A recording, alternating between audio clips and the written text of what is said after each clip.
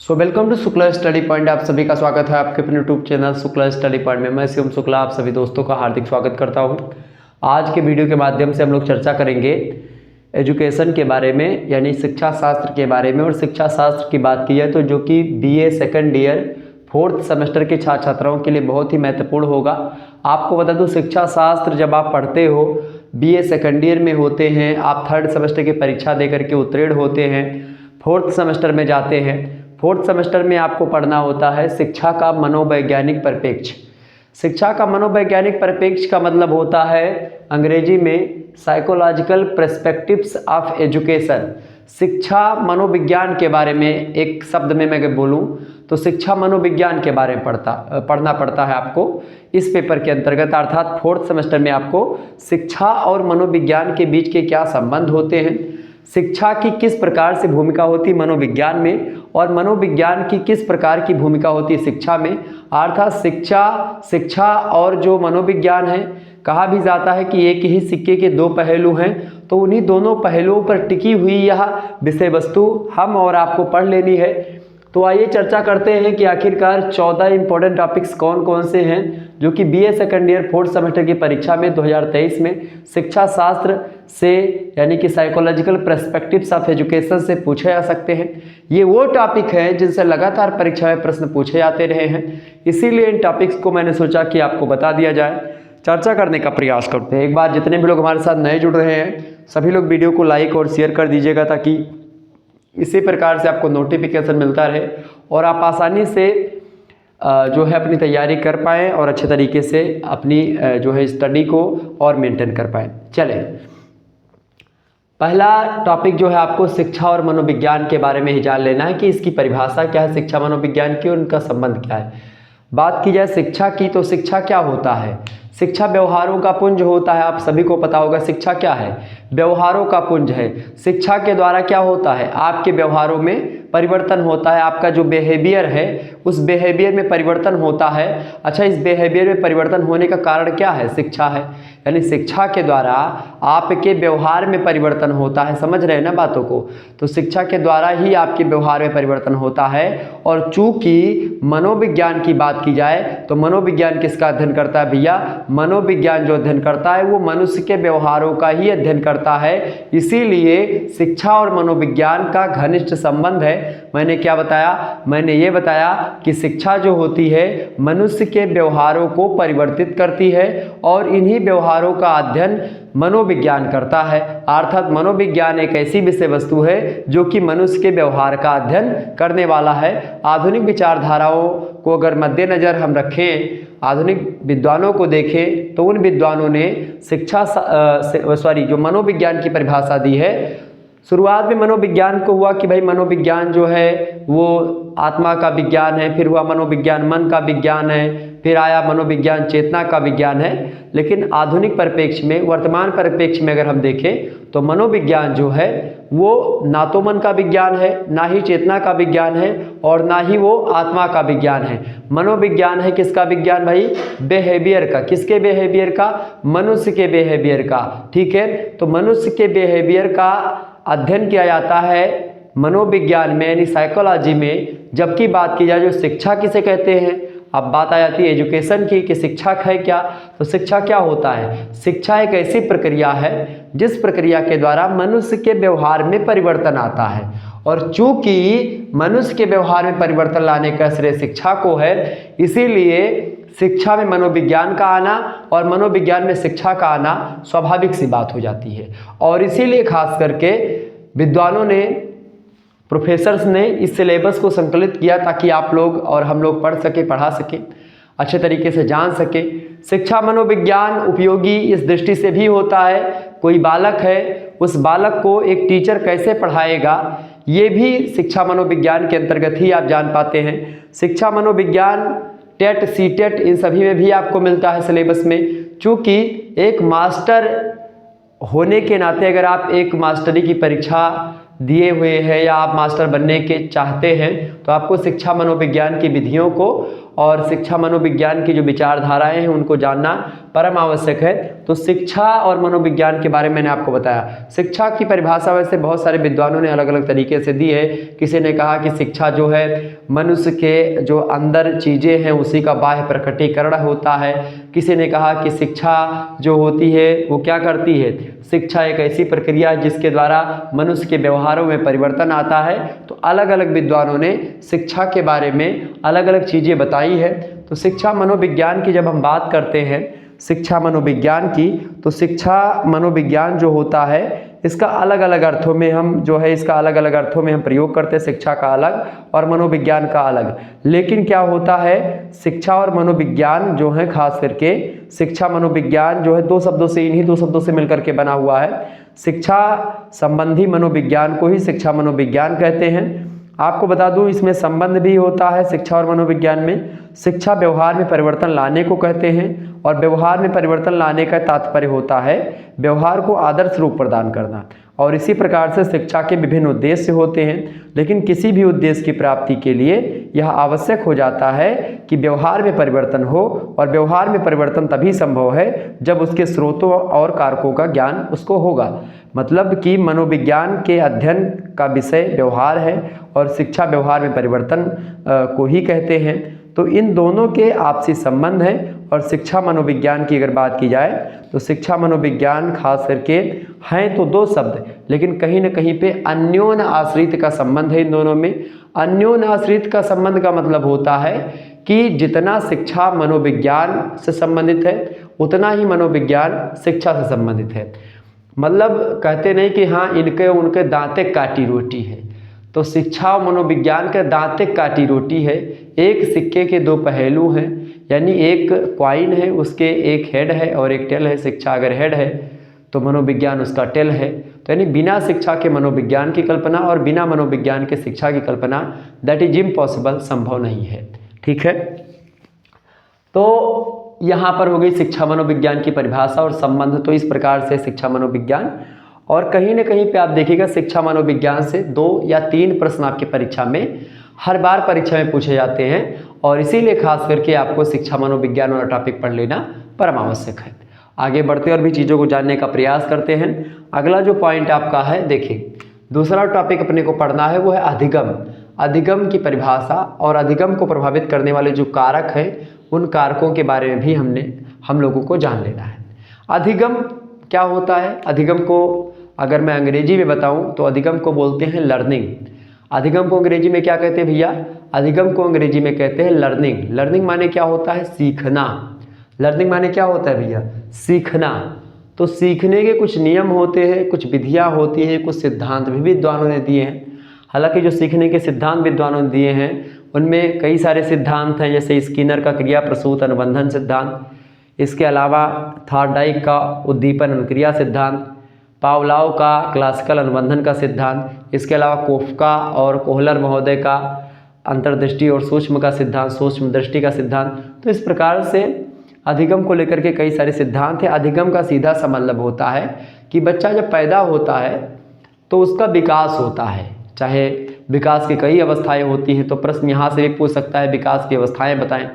विकास की अवस्थाओं को इसमें मैंने नहीं रखा, लेकिन रखना जरूर चाहिए था। तो आप विकास की अवस्थाओं को भी पढ़ सकते हैं, इंपॉर्टेंट है, परीक्षा में प्रश्न पूछा गया है। विकास की अवस्थाओं की अगर बात की, जैसे कि विकास की अवस्थाओं में आपका हो गया शैशवावस्था, फिर बाल्यावस्था, फिर किशोरावस्था और फिर प्रौढ़ावस्था।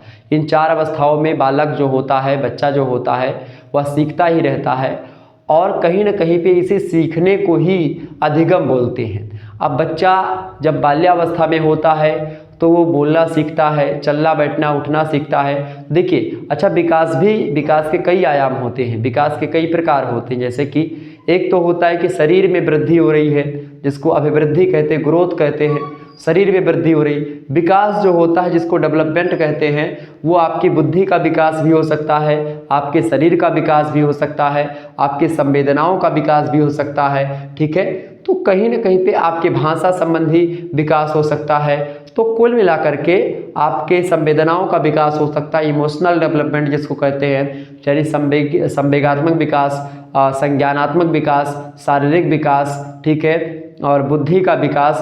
तो ये सब चीज़ें जो है कहीं ना कहीं पे ये चारों अवस्थाओं में अर्थात किशोरावस्था, बाल्यावस्था, शैशवावस्था, बाल्यावस्था, किशोरावस्था और प्रौढ़ावस्था में नाना प्रकार के विकास, जैसे मैंने आपको बताया, शारीरिक विकास, मानसिक विकास, संवेगात्मक विकास, संज्ञानात्मक विकास, भाषा का विकास, ये सब विकास जो होता है मनुष्य की इन्हीं चार अवस्थाओं में होते रहते हैं। और इस प्रकार से मनुष्य में तमाम परिवर्तन आता है। जैसे जैसे मनुष्य का विकास होता है, चाहे जिस भी चीज़ का विकास होता है, उसके समझने का नज़रिया बदलता है, उसके व्यवहार में चेंजमेंट आती है, परिवर्तन आता है। और आपको बताते हुए मुझे बड़ा अच्छा लग रहा है कि जब आप अधिगम की बात करते हैं तो अधिगम का सीधा सा मतलब होता है सीखना, और सीखने को लेकर के बहुत सारे प्रभावित करने वाले उसको कारक होते हैं, जैसे कि आप किस स्थिति में पैदा हुए हैं, मतलब आप कहाँ पर पैदा हुए हैं, तो जहाँ पर आप पैदा हुए हैं वहीं की इन्वायरमेंट के बारे में आप जान पाएंगे। आप किस घर में पैदा हुए हैं, अगर ज़्यादा पढ़ा लिखा घराना तो हो सकता है आप अच्छे तरीके से आपका परवरिश हो, आप पढ़े लिखे, हो सकता है आप ऐसे एरिया में जन्मे हो जहाँ पर पढ़ाई लिखाई का कोई महत्व ना हो, जनजाति में पैदा हो गए। तो कहीं ना कहीं पे क्या होता है कि अधिगम को प्रभावित करने वाले कुछ पारिवारिक चीज़ें भी होती हैं, कुछ एक प्रकार से व्यक्ति मान लेते हैं बच्चे का एक प्रकार बच्चा मानसिक मंदता की स्थिति से जूझ रहा है, मतलब उसकी बुद्धि लब्धि, उसका आईक्यू लेवल जो है उतना ऊंचा नहीं है, बहुत कम है आईक्यू लेवल, इंटेलिजेंट कोशेंट जिसको कहते हैं, बुद्धि लब्धि कहते हैं। तो बुद्धि लब्धि ज्ञात करने के लिए क्या होता है, मानसिक आयु बटे वास्तविक आयु गुणे 100। मानसिक आयु में से जब हम भाग करते हैं वास्तविक आयु को, मान लेते कोई बच्चा है 20 साल का है, 1 मिनट में समझा रहा हूँ, कोई बच्चा है 20 साल का है, ठीक है, तो इसकी वास्तविक आयु कितनी हो गई, 20 साल हो गई। और उसी बच्चे की अगर बात की जाए, वो 20 साल का बच्चा 10 साल के बच्चे से हरकत कर रहा है, तो ऊपर हम 10 लिख दिए, यानी मानसिक आयु हो गई 10, वास्तविक आयु हो गई 20 और गुणे 100। ये करके आप बुद्धि लब्धि निकाल सकते हैं। 0 से 0 काट दो, यहाँ बचा 2, 2 एकम 2, 2 पंचे 10, यानी यहाँ पर 5 और ये 0 पीछे उतर जाएगा। 50 बुद्धि लब्धि का बालक है जो कि 20 साल का है लेकिन 10 साल के बच्चे से हरकत कर रहा है, उसकी बुद्धि लब्धि कितनी है, 50 है। अर्थात वह व्यक्ति जो है बहुत ही मानसिक मंद व्यक्ति है, एकदम जड़ बुद्धि है, उसको कुछ भी बताओ उसके दिमाग में घुसने का नाम नहीं लेता। तो कहीं ना कहीं पे यहाँ पर आपको सीखना जो होता है अधिगम, बच्चा जन्म से लेकर के जब तक उसकी मृत्यु नहीं हो जाती है तब तक वह सीखता ही रहता है। अब जब वह सीखता ही रहता है जन्म से लेकर के मृत्यु पर्यंत तक, तो वो 4 अवस्थाओं तक सीखता है। शैशवावस्था से आप देखते हैं हर चीज़ों को सीखता है, फिर बाल्यावस्था में सीखता है, फिर किशोरावस्था में सीखता है, और फिर जाकर के प्रौढ़ावस्था में सीखता है। तो कुल मिलाकर के व्यक्ति हमेशा सीखता रहता है। उसी सीखने को अधिगम कहा जाता है, लर्निंग कहा जाता है। सीखना कई प्रकार का हो सकता है, आप विद्यालय में जाकर के भी सीख सकते हैं, आप किसी काम को कर रहे होते हैं, लगातार प्रयास करते हैं, उससे आप सीख पाते हैं। आप एक प्रकार से आपको बता दूं, कहीं कठिन परिस्थिति में, जैसे आप अगर तालाब में डूबते हैं तो आप तैरना ऑटोमेटिक कोई व्यक्ति सीख जाता है, बहुत सारे व्यक्ति मर जाते हैं उसी में। तो कहीं ना कहीं पे सिचुएशन भी क्रिएट होने पर आप सीख जाते हैं कि भाई हमको ये करनी है, मजबूरी आ जाती है बहुत सारे लोगों को करने की, तो वो लोग करते हैं, सीख जाते हैं। तो यही सब होता है अधिगम। तो ये सब सरल भाषा में मैंने आपको बताया अधिगम के बारे में कि अधिगम है क्या। अधिगम निश्चित तौर पर आपकी समझ में आया होगा।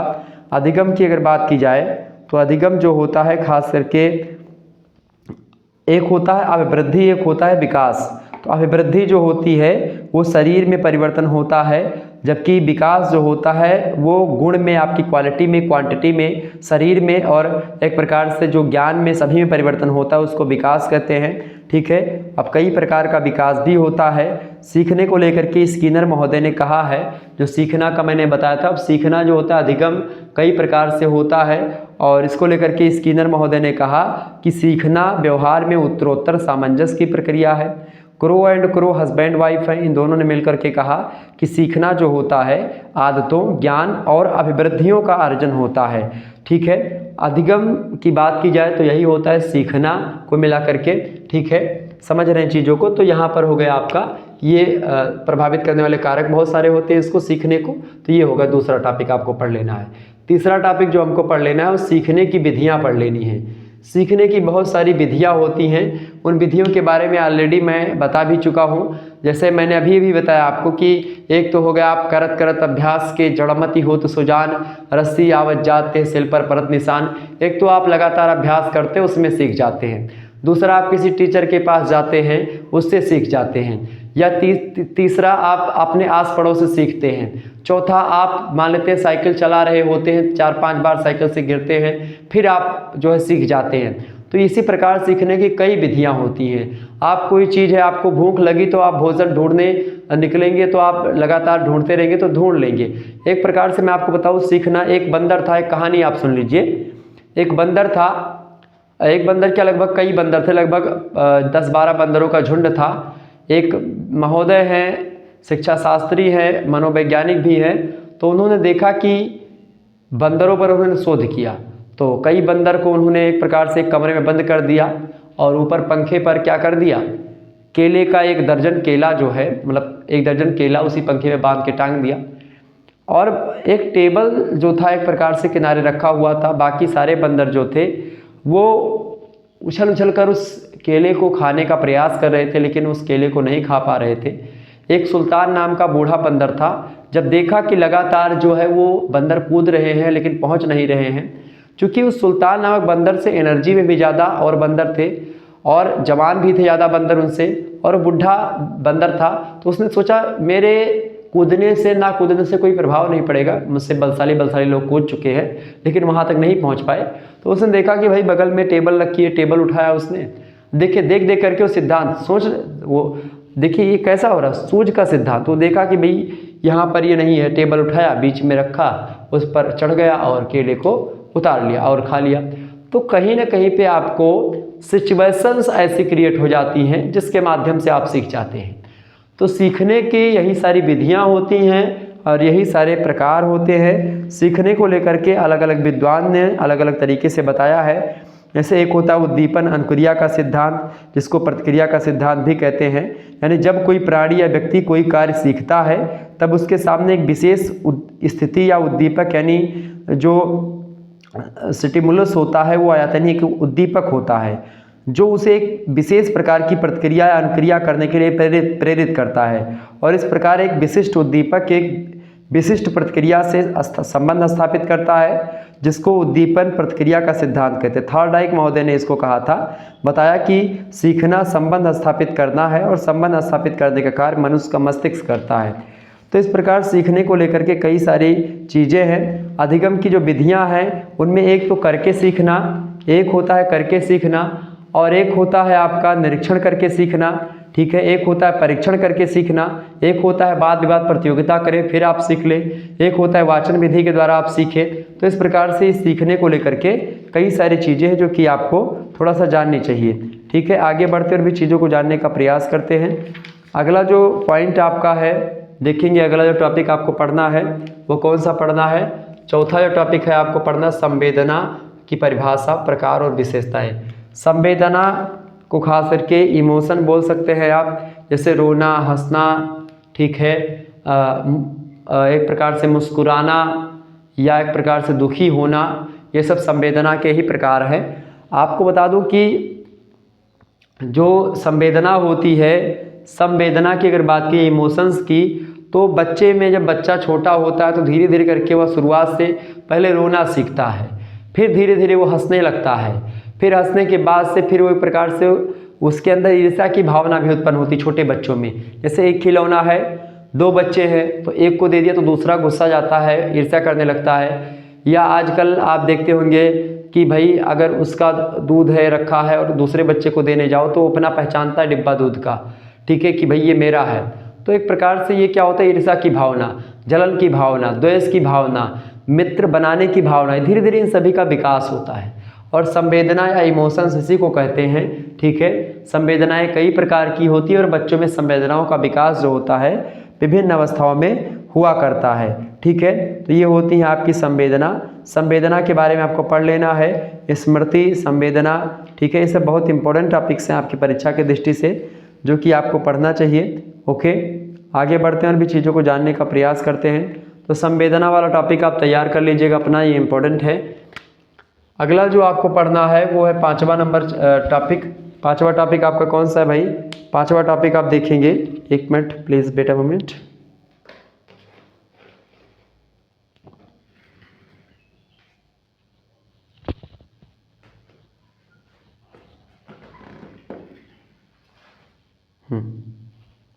एक मिनट,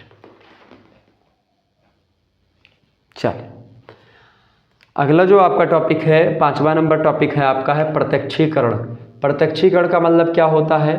प्रत्यक्षीकरण की अगर बात की जाए, देखिए प्रत्यक्षीकरण की परिभाषा हम लोगों को पढ़नी है और प्रमुख निर्धारक यानी प्रत्यक्षीकरण को जो निर्धारण करने वाले तत्व हैं उन तत्वों के बारे में भी हमको जान लेना। प्रत्यक्षीकरण का सीधा सा मतलब होता है प्रत्यक्षीकरण, मतलब जो आंतरिक बच्चे में क्या होता है खास करके उसके अंदर बहुत सारी चीज़ें होती हैं और उसका बाह्य प्रकटीकरण जो होता है उसी को प्रत्यक्षीकरण कहते हैं कि बच्चा बहुत कुछ जानता है लेकिन वो उसको इम्प्लीमेंट नहीं कर पाता, उसका प्रयोग नहीं कर पाता है। तो सीखा हुआ व्यवहार जो अधिगम के द्वारा आप सीखते हैं उसका किस प्रकार से आप प्रयोग करते हैं दैनिक जीवन में, उसी को बोला जाता है प्रत्यक्षीकरण। तो प्रत्यक्षीकरण जो है यही है आपका, ठीक है। प्रत्यक्षीकरण के बारे में आप लोगों को जानना चाहिए, बहुत ही इंपॉर्टेंट टॉपिक है प्रत्यक्षीकरण, ठीक है। और प्रत्यक्षीकरण की अगर बात की जाए तो प्रत्यक्षीकरण को समझने के लिए आपको खास करके बच्चे की जो अधिगम की क्रियाएं हैं सबसे पहले उनको जानना होगा। अधिगम के बारे में मैंने ऑलरेडी आपको बता रखा है। तो अधिगम जो होता है, अधिगम के द्वारा जो बच्चा सीखता है उसको वो प्रयोग में कैसे लाता है, वो होता है प्रत्यक्षीकरण। प्रत्यक्षीकरण अगर बात की जाए तो संवेदना की ही भांति प्रत्यक्षीकरण भी एक मानसिक प्रक्रिया होती है। आपको बता दूं वुडवर्थ महोदय कहते हैं कि प्रत्यक्षीकरण जो होता है इंद्रियों की सहायता से पदार्थ और बाह्य घटनाओं या तथ्यों को जानने की क्रिया होती है। प्रत्यक्षीकरण के निर्धारक तत्वों की अगर बात की जाए तो रचनात्मक तत्व और प्रत्यक्षीकरण को संगठित करने वाले कई तत्व होते हैं। जैसे रचनात्मक तत्वों में ज्ञानेंद्रियाँ हो गई, स्नायुमंडल हो गए और ये सब खास करके आते हैं, ठीक है। उत्तेजना, ज्ञानेंद्रिय, स्नायुमंडल, अतीत का अनुभव। प्रत्यक्षीकरण को संगठित करने वाले तत्व भी बहुत सारे हैं। तो प्रत्यक्षीकरण में क्या होता है कि किसी उत्तेजक का उपस्थित होना अनिवार्य होता है। उत्तेजक का ज्ञानेंद्रियों को प्रभावित करना ये भी अनिवार्य होता है। ज्ञानेंद्रियों का ज्ञानवाही नाड़ियों को प्रभावित करना, ज्ञानवाही नाड़ियों के द्वारा उत्तेजक के अनुभव को मस्तिष्क में स्थित बोध केंद्र तक पहुंचाना और मस्तिष्क में प्रारंभिक प्रक्रिया या प्रतिक्रिया संवेदना का उत्पन्न होना और संवेदना में अर्थ जुड़ करके प्रत्यक्षीकरण होना। तो ये कई सारी चीज़ें जो हैं वो उसको प्रभावित करती हैं, ओके। आपको बता दूं कि प्रत्यक्षीकरण की अगर बात हम करें,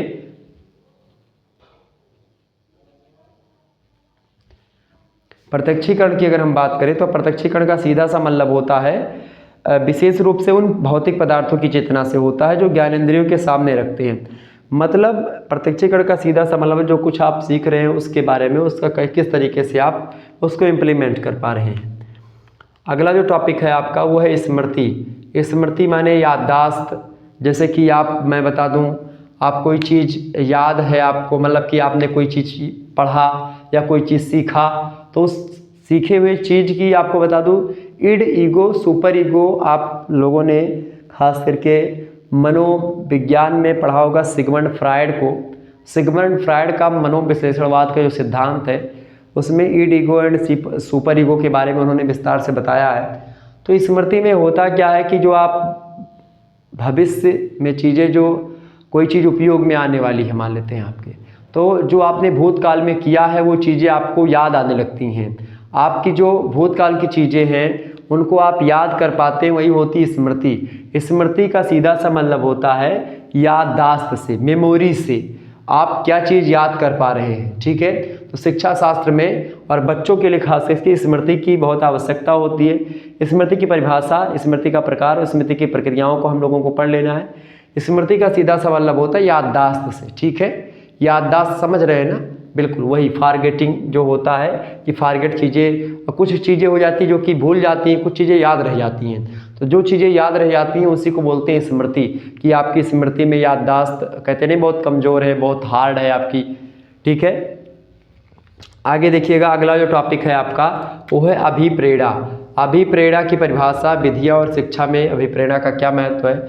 शिक्षा में अभिप्रेरणा का मेरे हिसाब से महत्व ठीक ठाक होता है। और अभिप्रेरणा का सीधा सा मतलब होता है, अगर मैं आपको बताऊं अंग्रेजी में अभिप्रेरणा को, तो आप तुरंत समझ जाएंगे कि अभिप्रेरणा होती क्या है।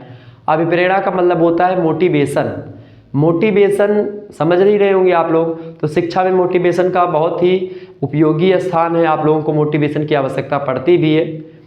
तो अभिप्रेरणा वही है मोटिवेशन। जब बच्चा क्या होता है कि पढ़ते पढ़ते थक जाता है या कोई काम करते करते क्या होता है उस काम के प्रति उसको अरुचि पैदा हो जाती है, इंटरेस्ट उसका घटने लगता है, तो उसको आवश्यकता पड़ती है मोटिवेशन की।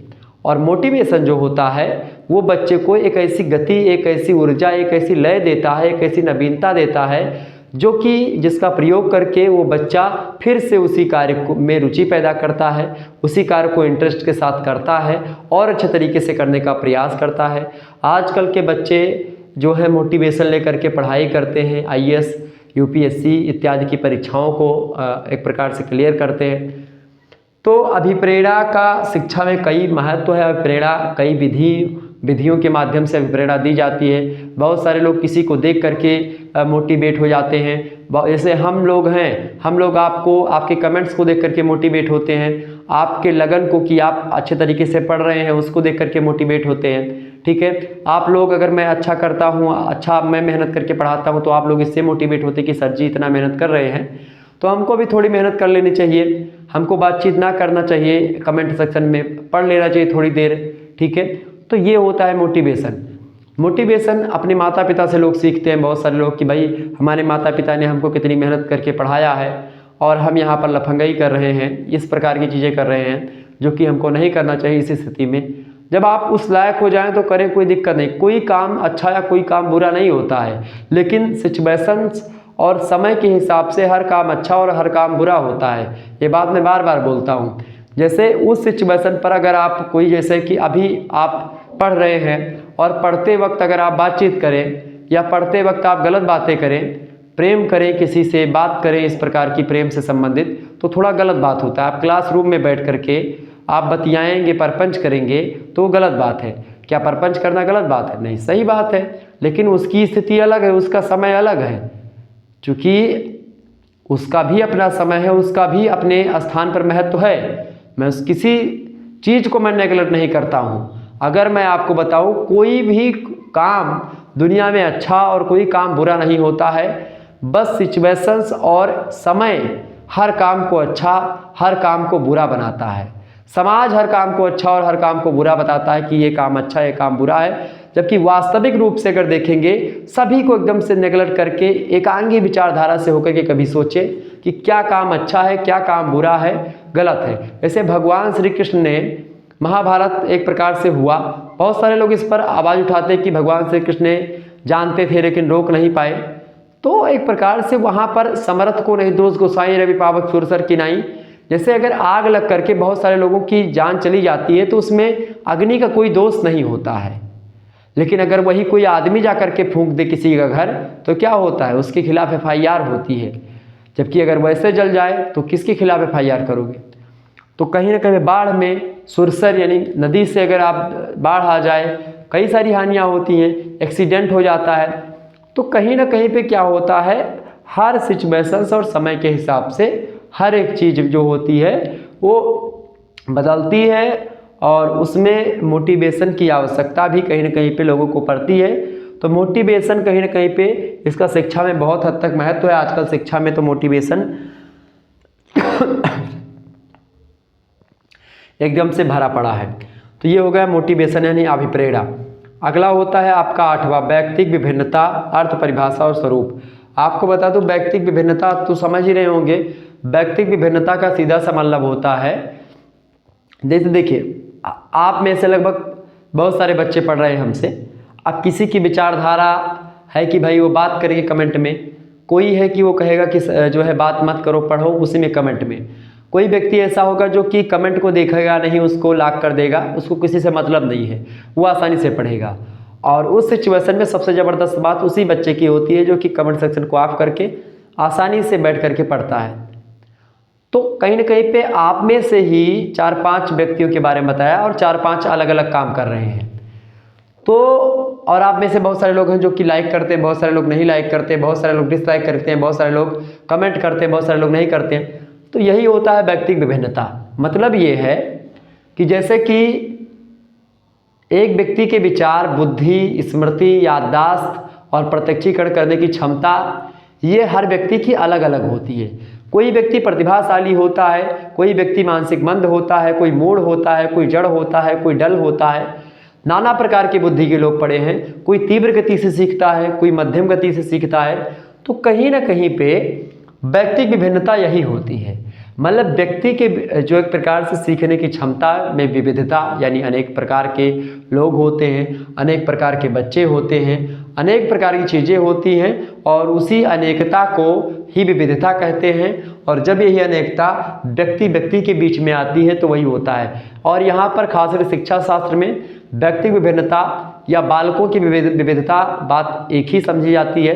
क्योंकि अगर एक क्लास में 20 बच्चे बैठे हैं, उस 20 बच्चे में से 2-3 बच्चे तेज होते हैं, 2-3 बच्चे निहायती गधे होते हैं, 2-3-4 बच्चे ऐसे होते हैं जो कि बड़े उद्दंड होते हैं, मतलब एकदम से टीचर से लड़ने वाले होते हैं, लड़ाकू टाइप के। और लगभग जो 50% बच्चे होते हैं, 60% वो औसत होते हैं, मतलब वो एकदम से सामान्य होते हैं। वो ना ज़्यादा कुछ करते हैं, ना बोलते हैं, ना चलते हैं, लेकिन अपना काम करते हैं। कुछ बच्चे बड़े तीव्र होते हैं और जो बच्चे पढ़ने में ज़्यादा तेज होते हैं वही ज़्यादा एक प्रकार से लफंगई वगैरह भी कुछ करते हैं। मतलब कुछ बच्चों की मैं बात कर रहा हूँ, सारे बच्चों की नहीं। मतलब जो बच्चे थोड़ा पढ़ने में तेज होते हैं, आप क्लास में देखिएगा, वो बोलते बहुत ज़्यादा है। बोलते इसलिए ज़्यादा है क्योंकि वो अपने आप को साबित करने का लगातार प्रयास करते हैं कि मैं ये चीज़ जानता हूँ, और करना भी चाहिए, कोई दिक्कत की बात नहीं। क्योंकि भाई जो बच्चे ने मेहनत करी है तो उसका प्रतिफल अगर उसको नहीं मिलेगा तो फिर पढ़ने का कोई फ़ायदा नहीं है। क्लास में उसका रेपुटेशन नहीं बढ़ेगा, क्लास में उसको 2-3 लड़के कापी नहीं मांगेंगे उससे लिखने के लिए, 2-3 बच्चे उससे हाय बाय हमेशा नहीं करेंगे, 2-3 लड़कियाँ उसके आगे पीछे नहीं घूमेंगी, तो उसको लगेगा कि भाई पढ़ने का कोई मेरे मतलब नहीं है। ऐसे लोग हैं बहुत सारे बच्चों को मैं देखता हूँ।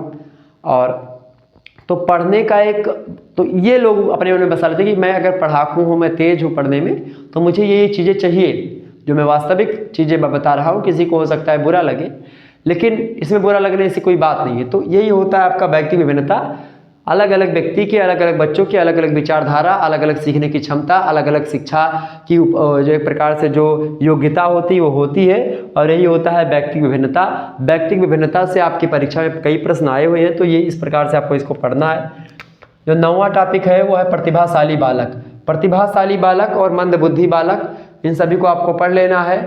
आपको बता दो, प्रतिभाशाली बालक वही बालक होते हैं। और अच्छा, प्रतिभाशाली बालकों की आपको परिभाषा जान लेनी है, पहचान उनकी कैसे की जाती है, और शिक्षा में उनकी उचित व्यवस्था, मतलब उनके लिए शिक्षा की क्या व्यवस्था होनी चाहिए, ये आपको पढ़ना है। अच्छा, शिक्षा मनोविज्ञान जो होता है, वो जो प्रतिभाशाली बालक है, जो पढ़ने में थोड़े तेज हैं, उनके लिए अलग से कक्ष की व्यवस्था की जाती है, उनके लिए और व्यवस्थाएं दी जाती है जो पढ़ने में तेज हैं। ठीक है, शिक्षा मनोविज्ञान इस बात पर एग्री करता है। तो कहीं ना कहीं प्रतिभाशाली जो बालक होते हैं उनकी, अगर प्रतिभाशाली बालक का मतलब होता है ऐसे बालक जो कि औसत बालकों से तीव्र सीखते हैं। एक बार कोई चीज़ बताओ तुरंत सीख जाते हैं, एक बार उनको कोई बात बताओ या कोई चीज़ कहो उनसे, तुरंत वो समझ जाते हैं, जान जाते हैं कि भाई सर जी बता रहे। मतलब एक बार अगर मैं आपको कोई टॉपिक क्लियर करवाऊं तो बिना एक प्रकार से प्रश्न किए अगर कोई बच्चा समझ जाता तो वो जानो प्रतिभाशाली बालक है। तो प्रतिभाशाली बालक जो होते हैं उनमें एक प्रकार से आपको बता दो कुछ, देखिए विशिष्ट बालक होता है। विशिष्ट बालकों के कई प्रकार होते हैं। एक तो प्रतिभाशाली बालक हो गए, जड़ बुद्धि हो गए, मंद बुद्धि बालक है। इसी में से मंद बुद्धि बालक कोई बालक होते हैं जो कि एक बार समझाने पर नहीं आता, उनको दोबारा समझाना पड़ता है, फिर तिबारा समझाना पड़ता है और लगातार उनको समझाना ही पड़ता है। तो इस प्रकार के बालक जो होते हैं मंद बुद्धि बालक होते हैं। कुछ बच्चे होते हैं औसत, मतलब जिसको मैंने आपको बताया बीच के बालक, लगभग 60% हर एक क्लास में औसत बालक होते हैं जो कि एक प्रकार से पढ़ते हैं, वो समझ भी जाते हैं लेकिन ज़्यादा छटकते नहीं हैं, ज़्यादा उछलते नहीं हैं। वो औसत जानते, ज़्यादा जानते भी नहीं हैं, मतलब उनका इतना जानते हैं कि उनका काम हो जाना है, वो पास हो जाएंगे।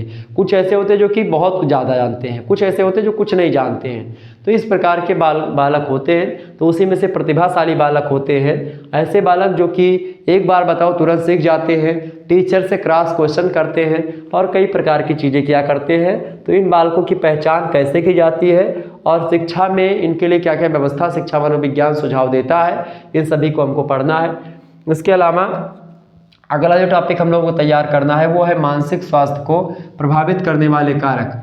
मानसिक स्वास्थ्य जो होता है कभी कभी बच्चों का बदल जाता है, मतलब मानसिक स्वास्थ्य, चूँकि आप देखिएगा अगर शरीर स्वस्थ नहीं है तो मानसिक स्वास्थ्य थोड़ा सा कमज़ोर ज़रूर पड़ जाता है। अब क्या बताऊं मैं। हालांकि मानसिक स्वास्थ्य की अगर बात की जाए तो मानसिक स्वास्थ्य कहीं ना कहीं पे आप देखिएगा बच्चे के ज्ञान को भी प्रभावित करता है। अगर बच्चे का मानसिक स्वास्थ्य, मानसिक बीमारी कोई है, अनुमानसिक कोई बीमारी है, वातावरण उसका ठीक नहीं, तो मानसिक स्वास्थ्य उसका बिगड़ेगा। और जब बच्चे का मानसिक स्वास्थ्य बिगड़ता है तो बच्चा मानसिक मंदता उसके अंदर आ जाती है, वो बुद्धि में छीण होता जाता है, उसकी बुद्धि लब्धि घटती चली जाती है, इंटेलिजेंट कोसेंट। तो इस प्रकार से इसको मानसिक स्वास्थ्य को प्रभावित करने वाले बहुत सारे कारक होते हैं। अनुवांशिकता होती है, वातावरण जहाँ पर बच्चा रह रहा होता है, टीचर हो गए, माता पिता के द्वारा या समाज के द्वारा उसका बहिष्कार अगर बच्चे का किया जाएगा तो बच्चा मानसिक मंद हो जाएगा, मतलब मानसिक स्वास्थ्य उसका प्रभावित होगा। टीचर के द्वारा, अगर अभिभावकों के द्वारा, टीचर के द्वारा उसका बच्चे का लगातार तिरस्कार किया जाएगा तो बच्चा मानसिक स्वास्थ्य उसका बिगड़ जाएगा।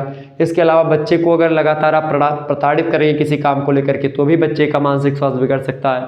तो ये सब चीज़ें होती हैं और ये सब इसको प्रभावित करने वाले कारक होते हैं।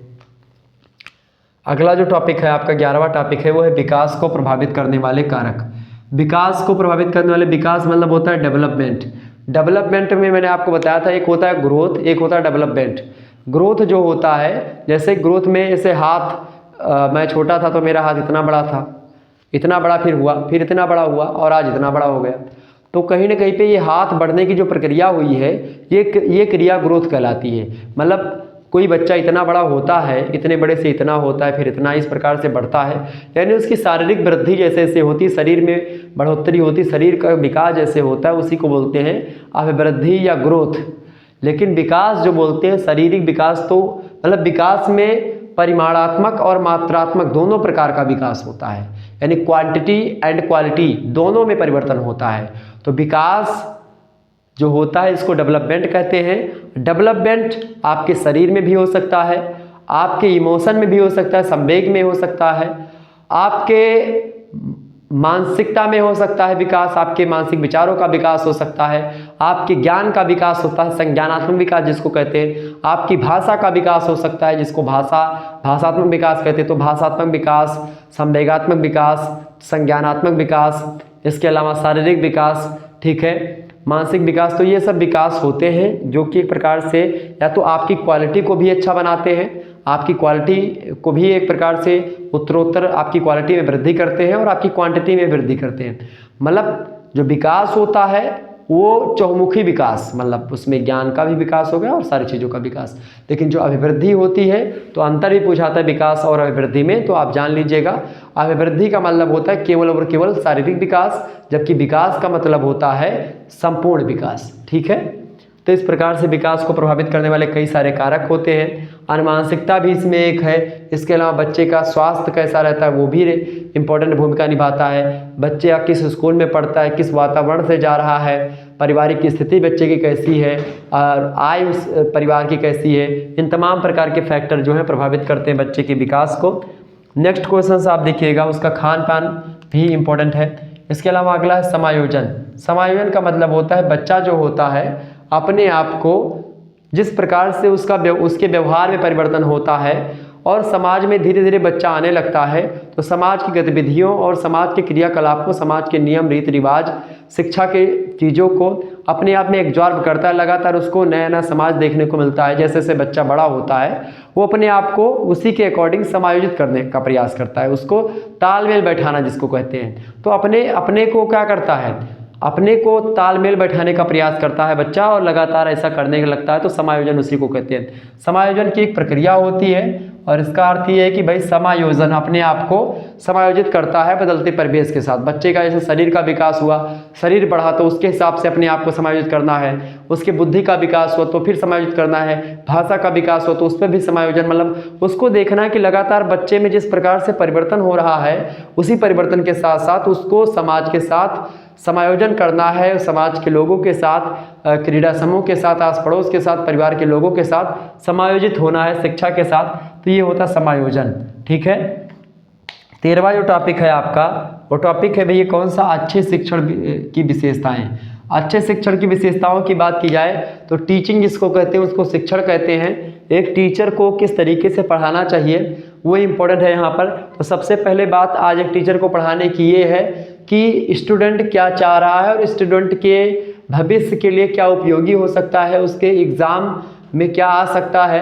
हालांकि आजकल एग्जाम पॉइंट ऑफ व्यू से पढ़ाना थोड़ा सा मेरे हिसाब से सही नहीं है, लेकिन छात्रों के हिसाब से वही सही है, छात्रों की रुचि उसमें ज़्यादा है और इसीलिए आप देखते हैं 14 इंपॉर्टेंट टॉपिक्स जैसी वीडियो मुझे देनी पड़ रही है। बाकी मैं इंटरेस्टेड नहीं होता हूँ इस प्रकार की वीडियो देने के लिए, क्योंकि हमारी शुरुआत से ही विचारधारा यही रही है कि इस प्रकार से पढ़ाया जाए कि आप भविष्य में ज्ञानवान हो सकें और भविष्य में किसी मुद्दे पर आपको अगर चर्चा पर चर्चा करनी है तो उसके लिए आप प्रिपेयर हो सके, तैयार हो सके। और इसीलिए अच्छा शिक्षण वही मानते हैं हम जो कि एक प्रकार से आपके ज्ञान को बढ़ाता है, आपके ज्ञान में विकास करता है, ना कि आपकी परीक्षा को पास करवाता है। लेकिन बीए की परीक्षा की मैं बात करूं तो लोग उसको मात्र ब्याहू पढ़ाई समझ रहे हैं। मतलब ब्याहू पढ़ाई मतलब कि ब्याहू आते हैं शादी वगैरह करने के लिए, भैया लड़कवा का करते है, तो कहे लड़कवा बीए करते। अच्छा बीए करते है, चलो ठीक है ग्रेजुएशन करते हैं, घरे बैठ के अपन काम कर रहे हैं और बीए हो रहा है, नौकरी कर रहे हैं बीए हो रहा है। हालांकि होना भी चाहिए, बहुत सारे बच्चे हमारे ऐसे एरिया से आते हैं जो कि कुछ करते हैं तो इतना ही बहुत है कि भाई वो नौकरी करते हैं, पारिवारिक स्थिति ठीक नहीं है तो करना भी चाहिए। अगर नहीं ठीक है तो क्या करेगा बेचारा, अपने माता पिता की सेवा करे कि चले ज्ञानवान बन करके।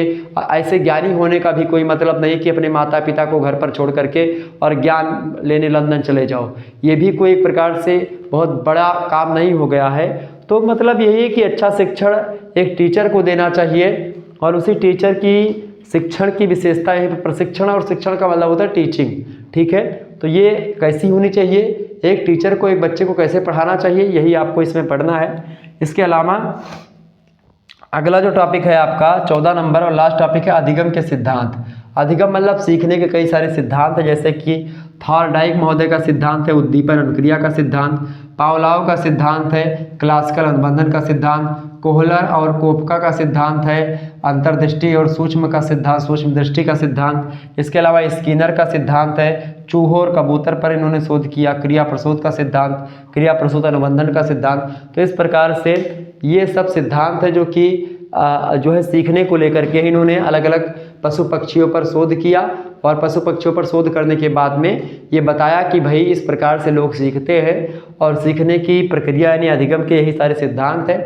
इन सिद्धांतों से भी प्रश्न आ सकता है, तो इन सिद्धांतों को भी आपको थोड़ा बहुत पढ़ लेना है। तो इस प्रकार से इतना सारा टॉपिक अगर आप तैयार कर लेंगे निश्चित तौर पर एक भी प्रश्न आपसे छूटने वाला नहीं है। और एक किशोरावस्था आप जरूर पढ़ लीजिएगा। किशोरावस्था वह अवस्था होती है जिसको आप एडोलसेंस कहते हैं, और इस अवस्था में बच्चे का जो है चौमुखी विकास होता है, बच्चे का संज्ञानात्मक विकास होता है।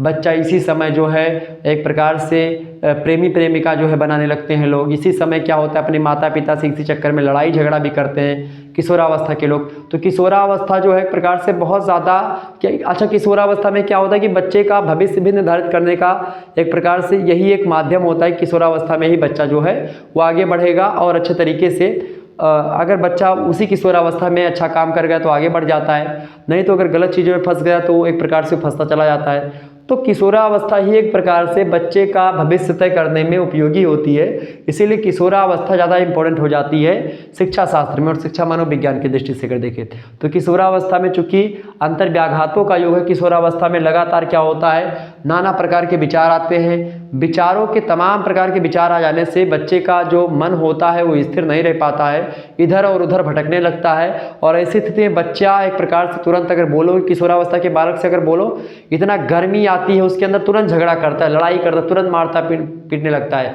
अपने पिता माता सभी से उल्टा बोलने लगता है किशोरावस्था का बालक। और चूंकि ये स्थिति उस समय इसलिए आती है चूंकि उस समय उसको टेंशन होती है, ये पढ़े वो पढ़े, ये करेंगे, इंजीनियर बनना, डॉक्टर बनना, दुनिया भर का ये सब टेंशन है। तो पिता भी आजकल के ऐसे हैं कि हम नहीं बन पाए तो हमारा लड़का बनेगा। अरे छोड़ दो लड़के को यार, जो करना है करेगा। अब लड़कों को जो है 18 साल का हो गया या 15 साल का हो गया तो उसको अब मार मार के करवाओगे, नहीं तुमको डॉक्टर ही बनना है, बताओ कि भाई डॉक्टर बनोगे तो ये करोगे इतना अच्छा मिलेगा, तो मन होगा वो जो करेगा, स्वतंत्र छोड़ दीजिए। जब आप किसी को एकदम से दाब दाब करके रखेंगे, दबुआ बना करके, तो एक दिन वो फूट जाएगा, एक गोला बनेगा और फूट जाएगा वो। इसीलिए कभी किसी को दाब करके नहीं रखना चाहिए कि भाई ये हमने इस पर किया है, एहसान जता करके खूब दबा करके कि हमने पैदा किया है, या कोई मित्र है आपका, उसको तुम हमारे वजह से आज ऐसे हो, ऐसा किसी को कहना नहीं चाहिए।